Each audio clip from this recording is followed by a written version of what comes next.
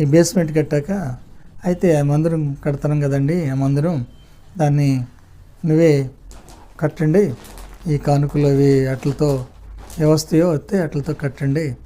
మరి అంటే మీరు కట్టుకోవాలి తప్ప ఈ కానుకలతో దేవుని మందిరం కడతారా అని అన్నాడు.